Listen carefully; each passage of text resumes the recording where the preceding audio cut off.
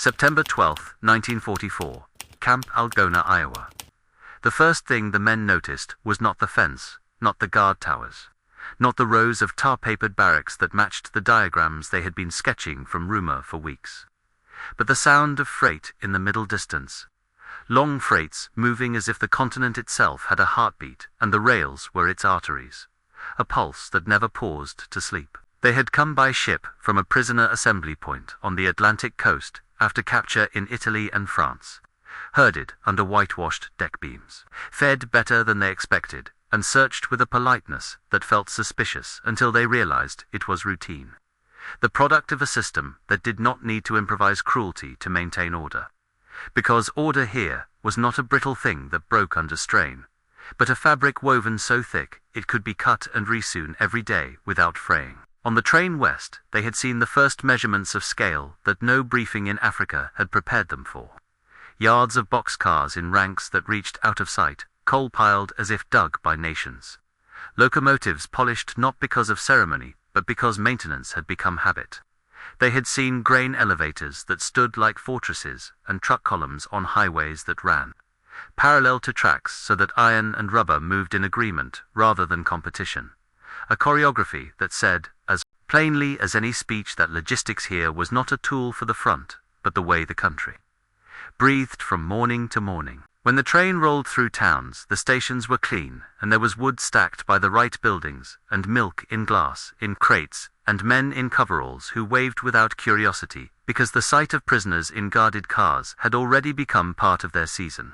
And that, too, told a story of volume, of processes that could absorb new tasks without wobble, of a war effort that had spread outward from ports and mills to fields and churches and schoolyards until children could name aeroplanes by silhouette and women could load shells by muscle memory, and no one thought of these as extraordinary acts, only as the work of a week that would look like last week and next week, provided the rails kept their rhythm. The shock did not come in one blow, not even when they marched between the watchtowers and were counted by non-commissioned officers who checked each count.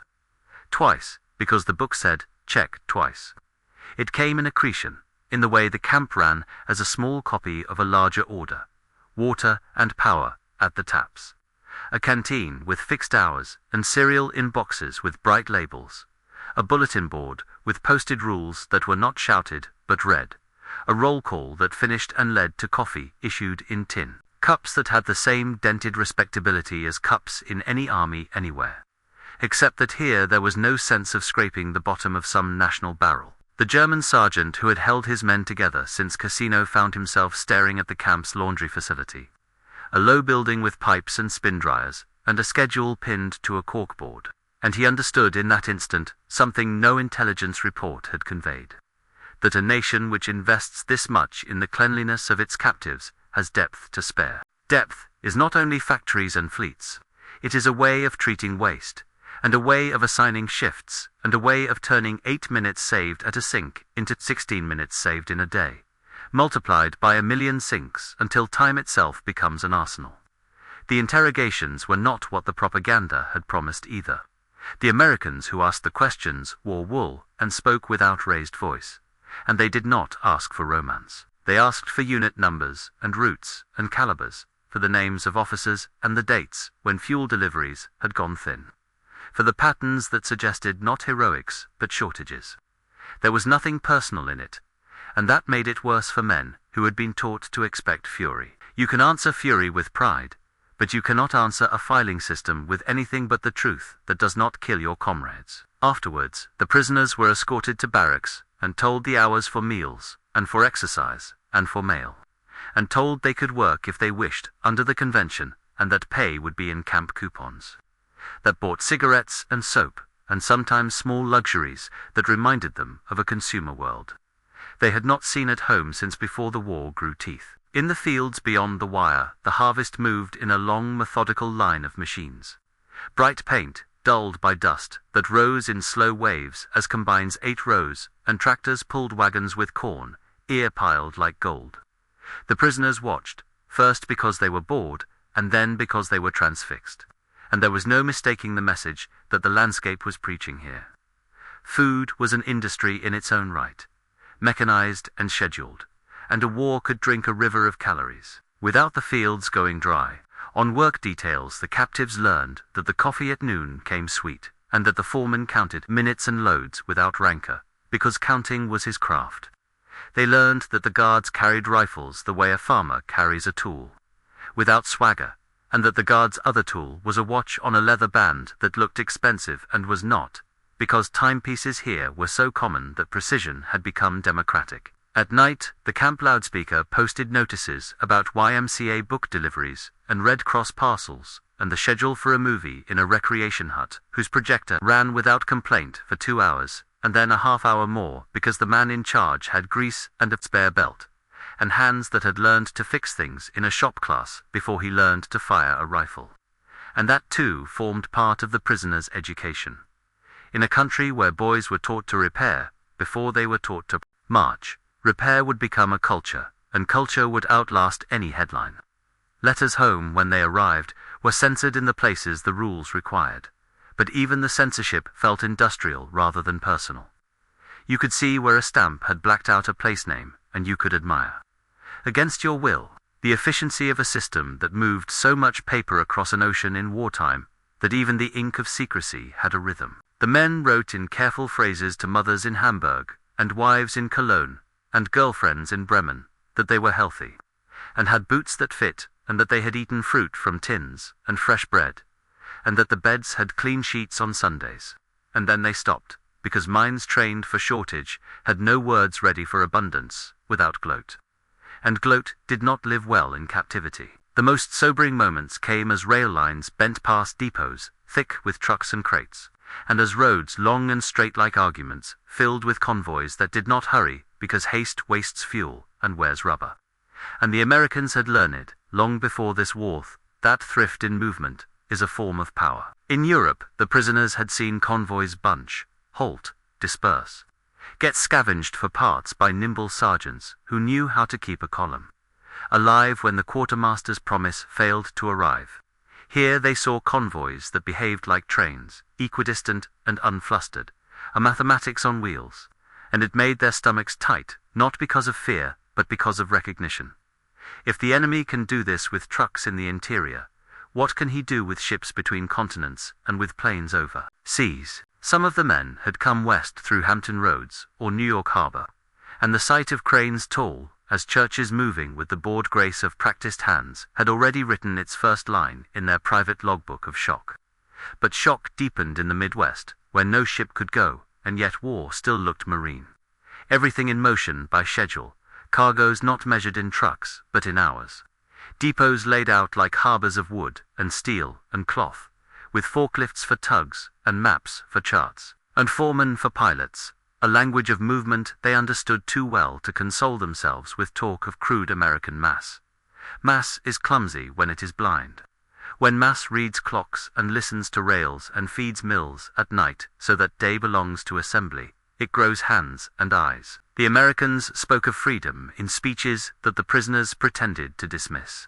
But what the men could not dismiss was the freedom to waste that the country did not exercise.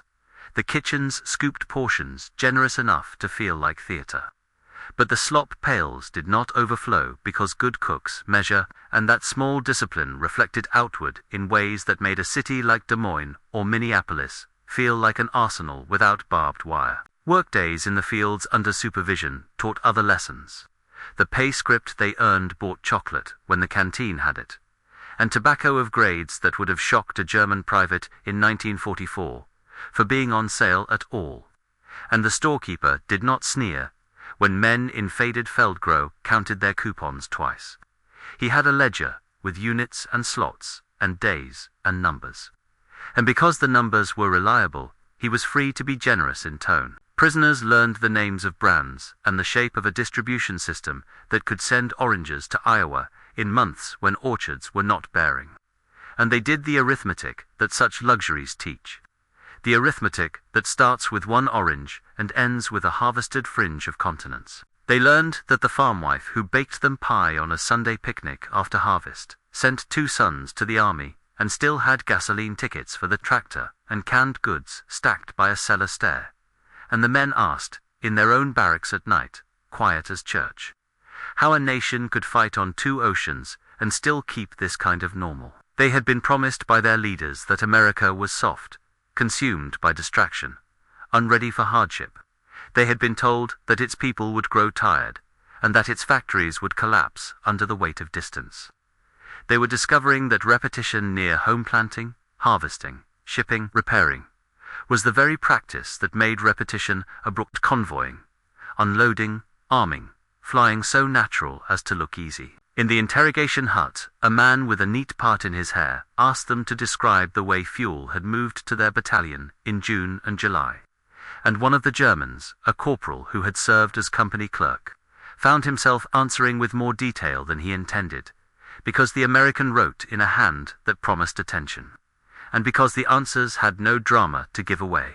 Comrades, only the unglamorous truth that barrels had come late and gone fast, that tires had been patched to many times, that radios had been hoarded and cannibalized until even skill could not squeeze one more hour from tubes and wire. Outside, through an open window, the corporal could hear a truck backing to a mess hall with supplies for a week, and he calculated, as men who love logistics cannot help but calculate, how many mouths those supplies represented and how calmly the man on the truck yawned, as if feeding an army were a task, a little dull, if anything, and something went slack inside him.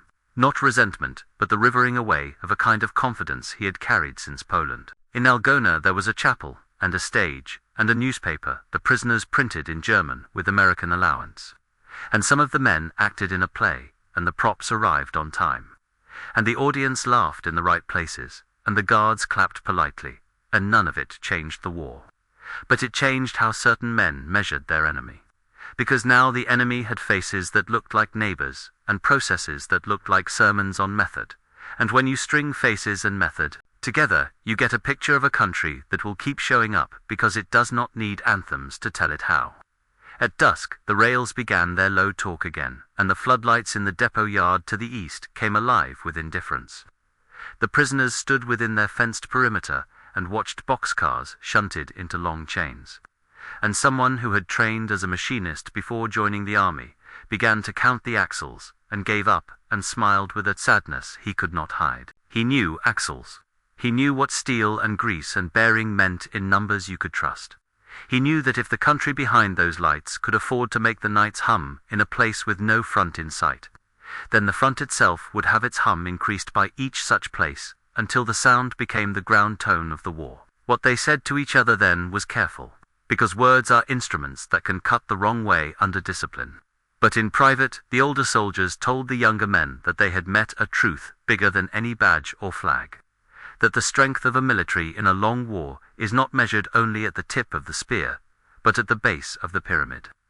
In the watch that wakes cooks on time, in the oil that keeps belts from squealing, in the invoice that makes a crate appear in the right town, on the right day, in the quiet competence of millions whose names no communique will print. The shock would pass, because men are adaptable, but the knowledge would not. And in that knowledge, the prisoners began to place the rest of their winter. The maps on the wall of Europe, with pins in colors that had explained the world one way in 1942, and another way now. And they understood, because the rails taught them hourly, that direction is not a rumor when the country behind you moves like this. They learned to read the country from the windows of guarded trucks, and the pages of English-language papers passed around the barracks. And the picture that formed was bigger than any single building or machine. It was the pattern that mattered. A guard would mention that his wife's factory had switched from refrigerators to aircraft parts, and had done so in a week, because the jigs had been designed with change in mind. A chaplain would say a prayer before Sunday coffee, and then mention a drive for scrap metal that had filled 3 rail cars in 2 days. A farmer's daughter, translating a notice about work rules, would explain without boast that her town had sent more men to the service than it had counted voters 5 years earlier, and yet the harvest came in faster because machines had multiplied hands. None of this sounded like propaganda to men who could spot the smell of a speech. It sounded like routine, and routine is the strongest word a soldier knows when he hears it used honestly. On days when work details took them to canneries or sawmills, the prisoners watched forklifts move with the certainty of creatures in their natural habitat, and they noticed how much of war's heavy lifting had been made immune to weather and mood. A saw's teeth do not care about speeches. A belt does not vote. A foreman with a clipboard and a whistle and a clock can turn a room into a drumbeat. And when you multiply the room by 1,000 and stack the rooms into cities, you get the sensation they felt. Even under guard, that the nation was not merely big in land, but thick in tempo, with rhythms that could not be interrupted by losing a day or a week, because the rhythm would still be there when the machine restarted. Some men had come through ports whose cranes and sheds were theatre enough. But the shock deepened inland, where the tools were humble and everywhere at once. They were assigned to mend fences and clear brush on a day when the county road crew came by with a grader, and made 1/2 mile of rough track smooth between the morning and noon calls. It was a small thing, they told each other, and perhaps that was the point. In a small thing you see the habit behind the large thing, and habits are what defeat campaigns when campaigns turn into seasons. Interrogation rooms remained polite and patient. The questions did not dwell on grand strategy, but trended toward the simple arithmetic of fighting forces. When did rations change? How often did trucks arrive? What was the ratio of serviceable rifles to men in a company after an action? How long did it take to bring replacements up by rail when bridges were down or fuel thin? The Americans already knew much of the answers from reconnaissance and code work. What they wanted from the mouths of ordinary soldiers was texture, the feel of the numbers in use, the delays, the workarounds. A POW would describe patching the same truck tire 4 times, and the interrogator would nod, as if he were simply matching notes. And it occurred to more than one German that he was not providing secrets so much as completing a picture the Americans had drawn from other angles. That, too, was scale, not only the mass of machines and men, but the web of knowledge. You could not knock a single piece out of it and expect the structure to forget how to stand. Newsreels shown under supervision in recreation huts were curated for morale. But the curation barely mattered because the prisoners had developed their own eye. A scene would flash past of a river bridge under a train of coal, and what they saw was not glory but the enforcement of schedule. A factory floor with women at lathes, and they saw safety glasses and guards on belts, and a foreman with a book in which he would write down a skip and investigate it. Because a skip today becomes 10 skips tomorrow, and the book had been made to stop exactly this multiplication. They had come from a Europe where trains obeyed orders when they could, and where a train that arrived late was a fact you accepted, like weather. Here lateness felt like rebellion. A kitchen could tell them as much about the front as any headline. The cooks varied their menus by day of the week and by availability, but within those edges the meals were consistent in portion and temperature. And to men who had been cold more often than they had been warm since 1941, consistency of heat was a doctrine all by itself. The steam that rose from trays was not a luxury. It was an assertion that energy could be summoned and managed and repeated. And if it could be done so reliably here, in a camp one small dot on a map, what could not be done at a port where 1,000-ton cranes were the equivalent of ladles in a kitchen?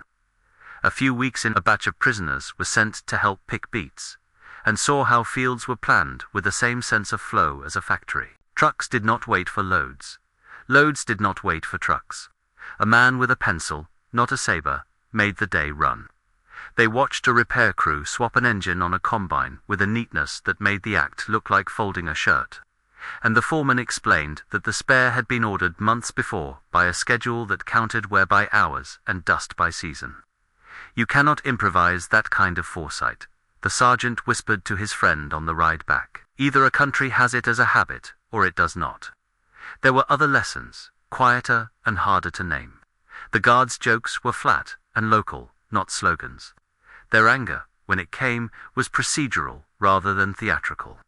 Their patience, when it appeared, came from the fact that they were not improvising authority, but enacting it from a book that had been agreed upon before either man had been born. The Geneva Convention was not a moral lecture here.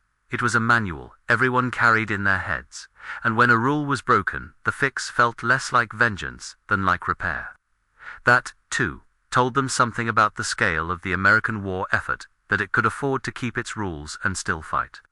Prisoners loved to compare anxieties and rumors. One rumor ran that the country's aircraft plants were simply beyond counting, a childish exaggeration that men who had looked through train windows at actual plants laughed off. But they did not laugh at the idea that production had been spread so that a single blow could not silence a voice. They could see it, even in towns where a factory had burned. The shops around it sewed the wound shut in weeks. They were there long enough to witness a supply hiccup, and then the unremarkable way it resolved. A delivery missed on Wednesday. A second truck on Friday. The gap closed with a substitution that did not slow the line. If you have fought on a front with brittle supply, you know the spiritual difference between a gap that people rush to bridge and a gap that becomes an excuse. In camp, the library grew. Crates arrived with books stamped by organizations whose names made the older men wince for the childhood. They had once had clubs and churches and colleges names that suggested a society whose institutions had been drafted as matavu, course to serve a war without needing to be reinvented. A few English readers among the prisoners translated articles from periodicals, and the picture that came through the words echoed what they saw with their eyes. An economy capable of moving from peacetime comfort to wartime austerity without panic. And then from wartime austerity back toward comfort, even as casualties mounted and oceans had to be crossed. The men argued, as soldiers do, about whether such softness at the edges would corrode the center. The answer kept appearing over coffee in tin cups. The softness was deferred, not indulged. The center was steel. They met Americans from the South, the Midwest, the coasts, from farms and cities. Men with accents who could have been different nations, and watched them observe the same clocks and carry the same clipboards, a unity not of sermons but of schedules. Letters from home began to mention things no one could miss. Allied columns driving through France, bombers crossing Germany by day and night. The names of towns sketched in pencil by mothers who had become cartographers by necessity. The prisoners did not learn the news in an instant. It seeped through the seams, in the way tobacco smoke seeps under a door, and with it came a recalculation. A corporal who had sworn in Sicily that America could not keep up with the demands of manpower and materiel over an ocean admitted, in a quiet talk on a laundry detail, that he had miscounted the country's appetite for continuity. He had tallied divisions and ships and tanks, but had not understood the value of never missing a meal. The shock had evolved. At first, it lived in the size of warehouses and the length of trains. Then it moved into the tone of a nation that behaved as if victory were not a miracle but a fabrication, something you build out of hours and small obedience. There were glimpses of fragility, of course. A storm would knock out power for an afternoon, and men with trucks would appear from nowhere, with poles and wire. A batch of bad fuel would sideline a work detail's engines, and a replacement would come, with an apology and an explanation printed on a small card. A guard would confess that his brother had been killed in the Pacific, and would stare into the middle distance for a long minute, and then check his watch and continue the shift, because grief had a place and a schedule had its claims. No one made speeches about the strength this implied. The prisoners did not need speeches. They were living inside the machine. In late autumn, the long nights brought the sound of aircraft higher and farther away, a thin lace in the sky that made the guards glance up and then return to their rounds. The prisoners knew enough of aircraft noise to guess types and purpose. Some evenings a train would pass, and in the incandescent dusk of the yard, the silhouettes of tanks and trucks and crates would be sharp enough to draw in memory later with accuracy. The men counted, because men count when they worry. The numbers were never exact, but even ranges demoralize when they repeat. If 2 long trains passed on Monday, and 3 on Wednesday, and 4 on Friday, a week later one saw the pattern, and a month later one called it a truth. In their barracks conversations they began to talk about the end of the war, not as an if, but as a when and a how. And the when felt closer with each routine task done in view of the machine's smooth motion. A few prisoners had come through Britain before crossing the Atlantic, and their stories eventually aligned with the American picture. Factories in cities pounded yet producing, docks busy under threat. Roads crawled by convoys in the rain with the same equidistant patience as in the American interior. A unity of method across allies that the men had not wanted to believe in when they were told of it at the front. Now belief had nothing to do with it. There were freights in both places, and they sounded the same. The camp administration allowed classes for those who wanted them. And in a room that smelled of chalk and boiled coffee, a university student in uniform explained in slow English the basics of American government to men whose governments had become uniforms long before their education had finished. It was not the content that worked on them, but the confidence of the setting. The sense that if you give men a classroom, they will fill it with questions, and that even in war, the answer to questions is a longer book, not a shorter leash. A guard joked that half the country was in school, and the other half was teaching. A line that struck the prisoners as true in spirit. You do not train millions without classrooms of one kind or another, and you do not train them well without a culture that treats learning as effort rather than ornament. That culture fed the machine that moved trains and trucks with the same ease. It put a rifle in a man's hands and taught him where not to point it. As winter deepened and the news from Europe grew sharper, the prisoners' sense of America's size turned into a sense of inevitability that felt like a weight in the chest. They had wanted to believe that overreach would collapse the American project, that the country would fail at the edges and send a tremor inward. But the edges seemed to grow new edges. Men were transferred from one camp to another by routings that might have broken smaller systems. They received parcels with regularity that would shame peacetime. They saw a labor shortage on a farm, answered by a phone call and a bus that delivered 12 men, just in time to bring a field in before the freeze. This is how wars are won, a sergeant said, not by speeches, but by buses that arrive on time. When the end came in Europe, it did not arrive as a trumpet in camp. It announced itself in the ordering of tasks, in the way guards began to plan for repatriation amid the same registers of clocks and coupons and schedules. The prisoners felt something loosen across the country as if a hand had unclenched, but the underlying beat did not change. They were not permitted to see great parades, but they could imagine them, and they knew the streets would clear, and the machines would be serviced, and the boilers would keep their steam because the pattern had been too deeply cut to fade in a single season. The shock the men had carried, since their first American train ride, had matured into a vocabulary that they used later when anyone asked what they had learned. They said that the United States did not win by sheer bulk, though bulk helped. It won because bulk had been taught to behave. They said that a nation that keeps its promises to the clock makes promises to the future that enemies should fear. They said that the humiliation of captivity had been strangely mixed with relief, that they had fallen into the hands of a system that could afford generosity because it did not squander effort. They said that the largest thing they saw was not a single factory or ship or airfield, but the consistent relationship between small acts and large results. The way an invoice printed in a town they would never visit could move a meal to a table 1,000 miles away, and therefore move a battalion another 10 miles against the wind. The last nights before transfer home were quiet. Men packed what little they had, and folded blankets that smelled faintly of soap. From the yard beyond the wire came the shunt and clank of couplers, and the murmuring talk of men who worked in the dark with the easy rhythm of those who have done the same work in rain and heat and snow. A plane's red light drifted slowly across a sky that had learned to disguise distance. A prisoner who had kept his skepticism like a talisman since Tunisia finally let it go.